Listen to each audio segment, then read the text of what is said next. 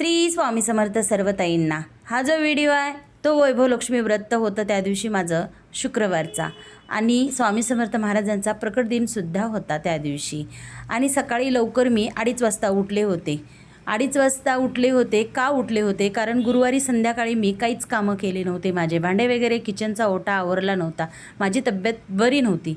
आपली तब्येत बरीसुद्धा नसली तरीसुद्धा स्त्रियांनाच करावं लागतं, कारण घरात कुणी करणार असेल तर जमत असतं। पण माझ्या घरामध्ये असं कोणच नाही की हे सगळं काम करू शकेल। परंतु दुसऱ्या दिवशी सकाळी मी 2:30 वाजता लवकर उठले आणि 2:30 वाजल्यापासून 6 वाजेपर्यंत फक्त माझं काय काम झालं होतं तर किचनचा ओटा आवरायचा झालता, भांडे झालते, आंघोळ झाली होती, पूजा झाली होती, वैभव लक्ष्मी व्रताची पूजासुद्धा मांडून घेतली होती, सगळं काही केलं होतं। आणि 6 वाजले होते माझे एवढे सगळे कामं करायला।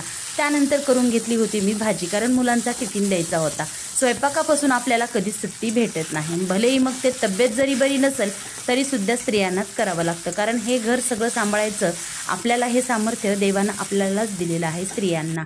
तर सगळा काही स्वयंपाक करून घेतला। सगळा काही स्वयंपाक म्हणजे फक्त बटाट्याची भाजी आणि चपाती करून घेतली होती। त्यानंतर मला शिवायचे होते 2 ब्लाऊज, कारण रमजान ईद होती आणि एखाद्या माणसाचे जर आपण ब्लाऊज घेतले शिवायचे म्हणून तर ते त्या टायमाला त्यांना देणं हे गरजेचं आहे। तब्येत बरी नव्हती परंतु तरीसुद्धा त्यांना मी सांगितलं होतं की तुम्हाला देते, म्हणून मी 2 ब्लाऊज शिवले। आणि त्याचनंतर परत पुन्हा 9:45 वाजले होते माझे, 8 वाजल्यापासून 2 ब्लाऊज शिवायला। त्यानंतर गेले महाराजांच्या दरबारात दर्शनासाठी, महाराजांचे आभार मानण्यासाठी।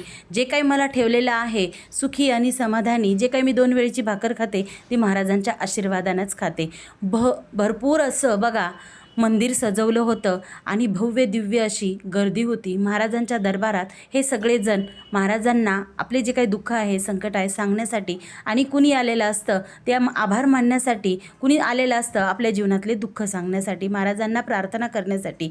तर मी केलं दर्शन महाराजांचं आणि निघालो घरी। घरी येऊन 1 ब्लाऊज शिवलं आणखीन, ते काही तुम्हाला व्हिडिओ शूट केला नाही। आणि महाराजांसाठी बेसनचे लाडू केले, पुरणपोळी केली, भात वरण केला, चपाती केली आणि नैवेद्य दाखवला। आणि त्याचनंतर माता लक्ष्मीची वैभव लक्ष्मी व्रताची पूजा करून घेतली। स्वामी चरित्र सारामृताचा एक पाठ केला, जप केला आणि माता लक्ष्मीची सगळी काही सेवा करून घेतली। महाराजांना नैवेद्य दाखवला, आरती केली।